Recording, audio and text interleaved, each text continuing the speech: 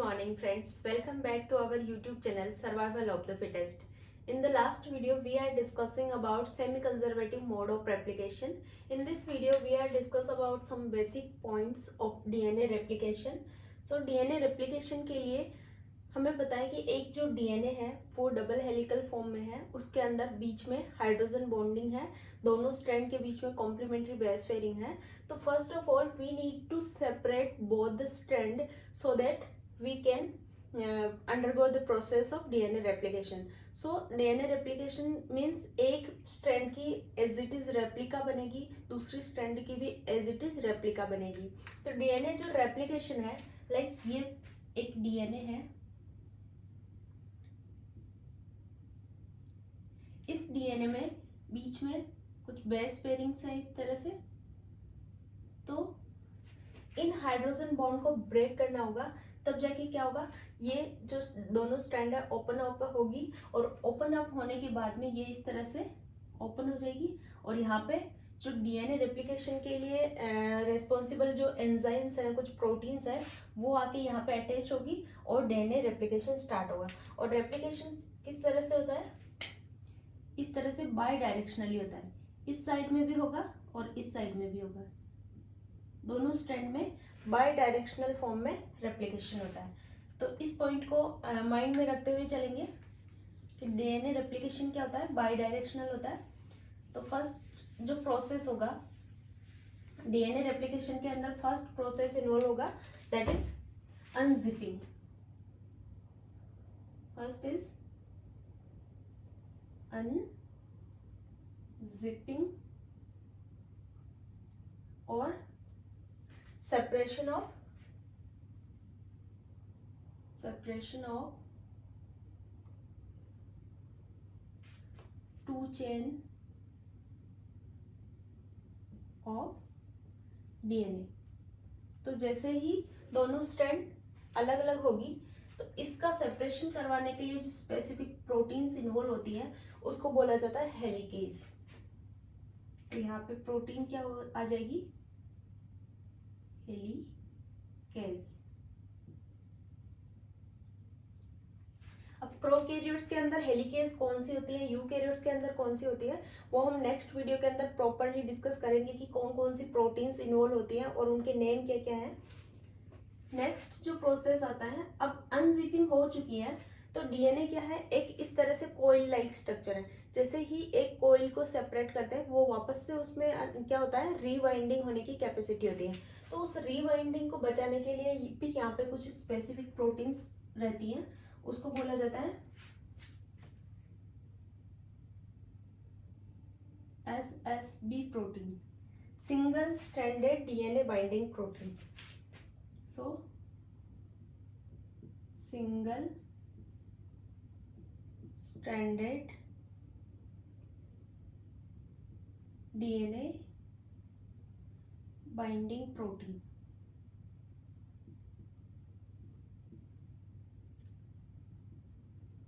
तो single stranded DNA binding protein क्या करती है, prevent the rebinding of DNA. Prevent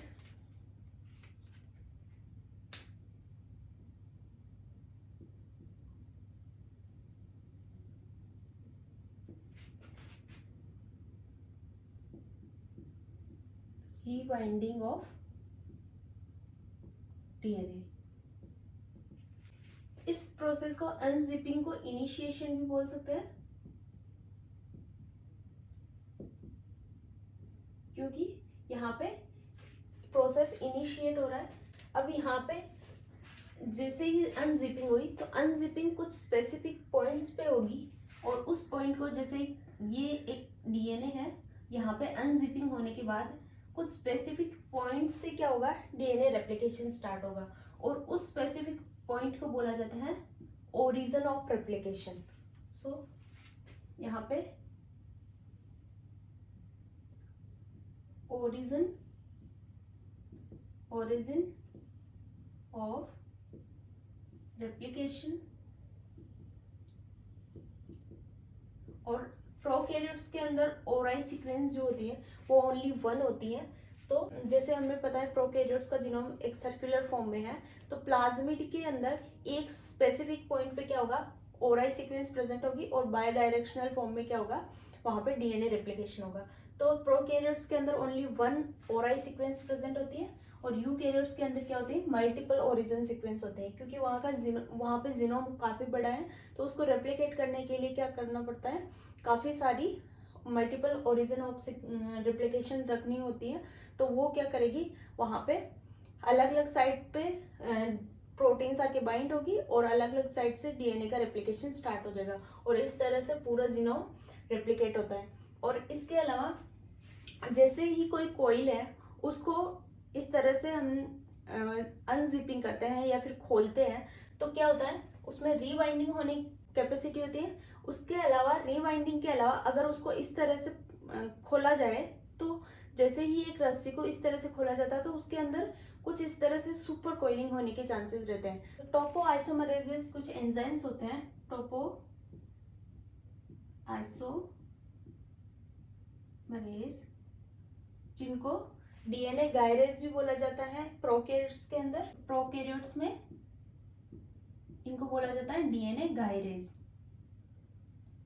तो ये एंजाइम्स क्या करते हैं, सुपर कोइलिंग को प्रिवेंट करते हैं। जैसे ही अनजिपिंग होगी कोइल की, तो उसके अनदर साइड में क्या होगा, सुपर कोइलिंग, उस तरह से ज्यादा वाइंडिंग होने की चांसेस हो सकते हैं। तो उस सुपर कोइलिंग को प्रिवेंट करने के लिए ये क्या करता है, दो स्ट्रैंड से के बीच में एक स्ट्रैंड पे कट लगा के उसको रिवाइंड कर देता है। तो उस वो जो टिंट आ रहा है उसको रिमूव या रिलीज करने का काम करता है टोपो आइसोमरेज।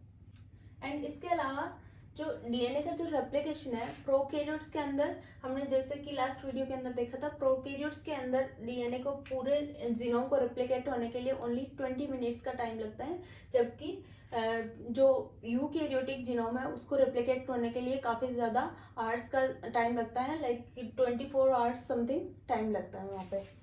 तो ये है अनजिपिंग प्रोसेस। और हेलिकेज जो है, हेलिकेज क्या है, एक ये प्रोटीन है, एंजाइम है, और एंजाइम को एज ए किसी न किसी कोफैक्टर की रिक्वायरमेट होती है। तो हेलिकेज को जो कोफैक्टर की रिक्वायरमेंट होगी वो होगा यहाँ पे मैग्नीशियम आयन। तो helicase require magnesium as a cofactor. तो ये पॉइंट भी नोट कर लेना, बिकॉज इससे रिलेटेड क्वेश्चंस आते हैं कि हेलिकेज को एज ए कोफैक्टर कौन यहाँ पे वर्क करता है। तो मैग्नीशियम आयन क्या करता है, एज ए कोफैक्टर वर्क करेगा। नेक्स्ट जो प्रोसेस आता है that is formation of new strand.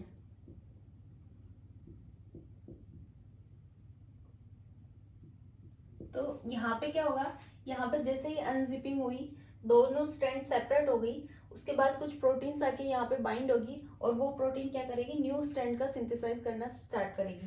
तो न्यू स्ट्रैंड का सिंथेसिस हो रहा है, तो इसको क्या बोला जा सकता है, और इलोंगेशन भी बोला जा सकता है, इलोंगेशन। और इसको क्या बोला जाता है, इनिशिएशन भी बोला जा सकता है। तो इलोंगेशन में क्या होगा, कुछ यहाँ पे प्रोटीन्स आके बाइंड होगी जिनको बोला जाता है डीएनए पॉलीमरेजेस, डीएनए पॉलीमरेज। और जो न्यू स्ट्रैंड का सिंथेसिस होगा वो एक स्पेसिफिक डायरेक्शन में होता है, वो डायरेक्शन है 5 प्राइम टू 3 प्राइम डायरेक्शन। तो 5 प्राइम टू 3 प्राइम डायरेक्शन में, 3 प्राइम डायरेक्शन में क्या होता है, फ्री हाइड्रोक्सिल ग्रुप प्रेजेंट रहेगा। तो जैसे ये एक डीएनए स्ट्रैंड है, ये 5 प्राइम है, ये 3 प्राइम है, ये 5 प्राइम है, ये 3 प्राइम है।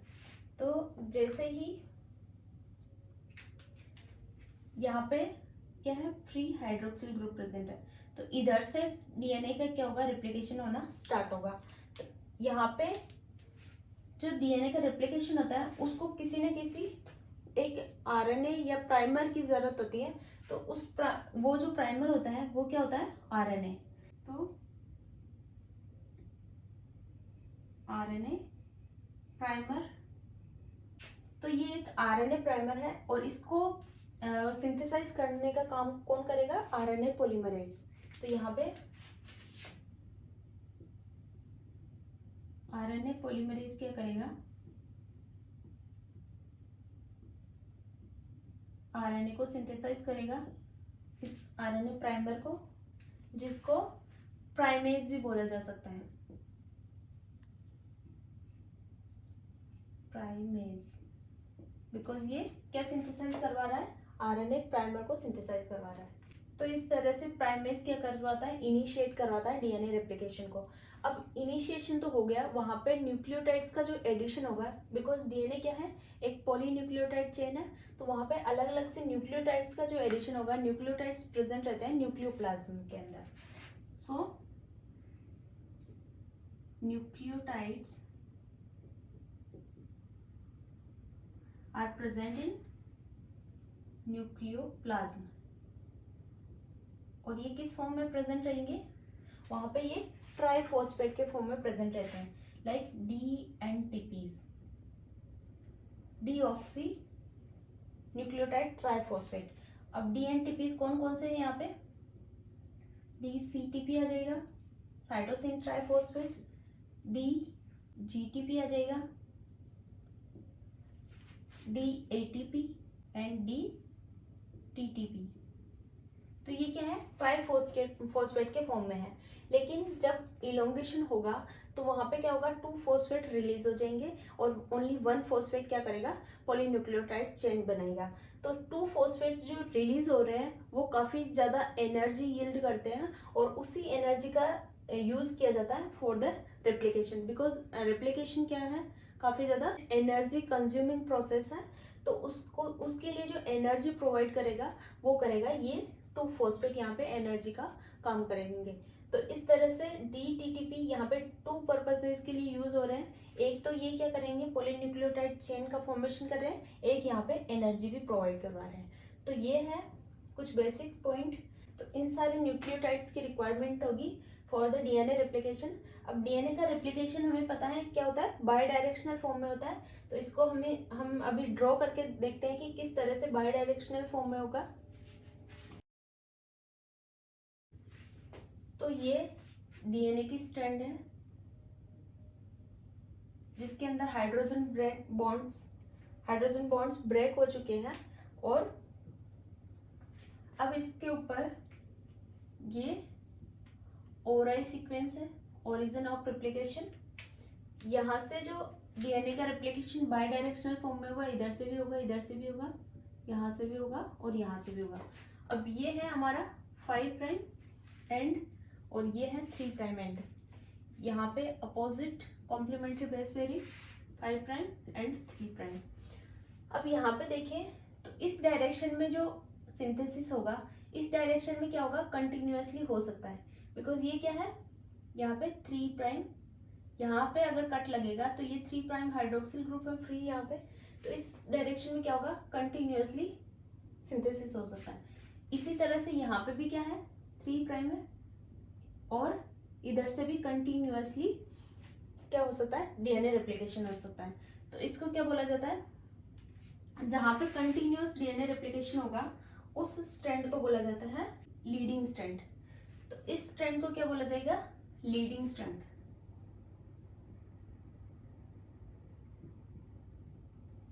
लीडिंग स्ट्रैंड जहां पे कंटिन्यूअसली रेप्लिकेशन हो रहा है।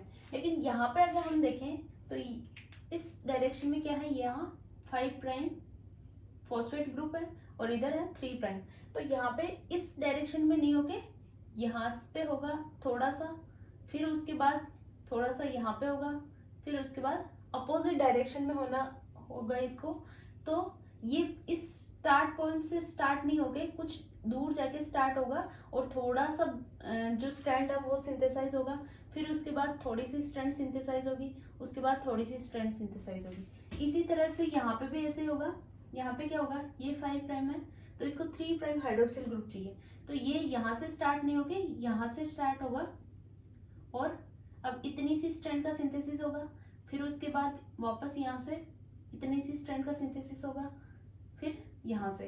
तो इस तरह से ये छोटे छोटे यहाँ पे फ्रेगमेंट्स फॉर्म हो जाते हैं। तो उन फ्रेगमेंट्स को नेम दिया गया ओकाजाकी फ्रेगमेंट। और ओकाजाकी फ्रेगमेंट जिस स्ट्रैंड के अंदर बन रहे हैं वो उस स्ट्रैंड को बोलते हैं lagging strand. So this is lagging strand. तो जिस स्ट्रैंड के अंदर ओकाजाकी फ्रेगमेंट्स फॉर्म होते हैं उसको लेगिंग स्ट्रैंड बोलते हैं। और लेगिंग मीन्स वहां पे लाइगेशन होगा, तो इस स्ट्रैंड को बोला जाता है डिसकंटिन्यूअस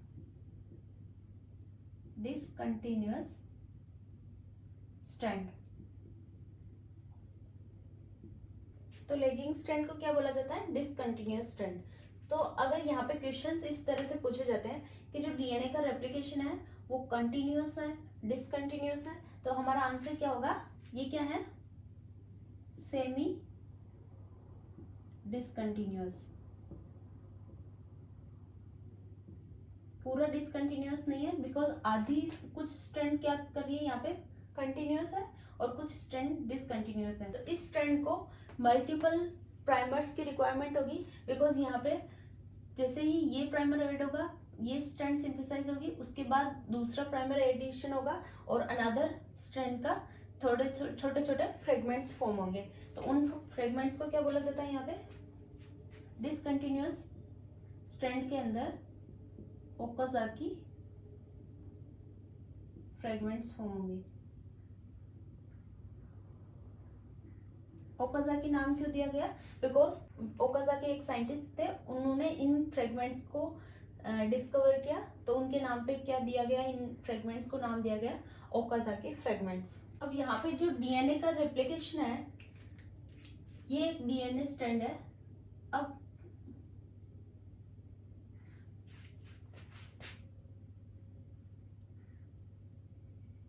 ये डीएनए स्ट्रैंड है, तो यहाँ पे कुछ जगह पे क्या होगा? हाइड्रोजन बॉन्ड्स ब्रेक हो चुके हैं और यहाँ पे सिंगल स्ट्रैंडेड बाइंडिंग प्रोटीन आके बाइंड हो चुके हैं, तो यहाँ पे अनवाइंडिंग नहीं हो रही। लेकिन अनादर जो ये जो स्ट्रैंड है, पूरी स्ट्रैंड यहाँ पे एक साथ हाइड्रोजन बॉन्ड्स ब्रेक नहीं होते हैं, तो कुछ स्ट्रैंड यहाँ पे एक तरह से खुल चुकी है और कुछ स्ट्रैंड यहाँ पे अभी भी जुड़ी हुई है। तो यहाँ पे डीएनए हेलिकेज काम कर रहा है, तो क्या करवाता जा रहा है? हाइड्रोजन बॉन्ड्स को ब्रेक करवाता जा रहा है। तो ये जो पूरा बबल है, इस तरह से जो ट्रिप्लिकेशन बबल बनता है, तो इस जहाँ पे डीएनए की दोनों स्ट्रैंड ओपन अप हो चुकी है, तो उसको बोला जाता है रेप्लिकेशन बबल। रेप्लिकेशन बबल या फिर रेप्लिकेशन आई। रेप्लिकेशन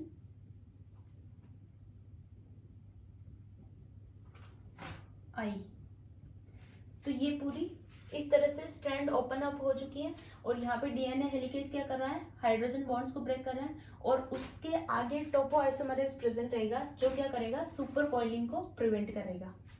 अब लेगिंग स्ट्रैंड के अंदर काफी सारे फ्रेगमेंट्स फॉर्म हो चुके हैं, तो इन फ्रेगमेंट्स को वापस से एक दूसरे को जोड़ना भी पड़ेगा। तो यहाँ पे जोड़ने के लिए जो एंजाइम यूज होता है उसको बोला जाता है लाइगेज। सो डीएनए लाइगेज क्या करेगा? इन फ्रेगमेंट्स को वापस से अटैच करवाएगा एक दूसरे के साथ। तो इस तरह से डीएनए का रेप्लिकेशन, ये कुछ बेसिक है डीएनए के रेप्लिकेशन के बारे में, और इसके बाद हम डिस्कस करेंगे डीएनए पॉलीमरेजेस के बारे में। So I hope you like this video. Thank you so much for watching.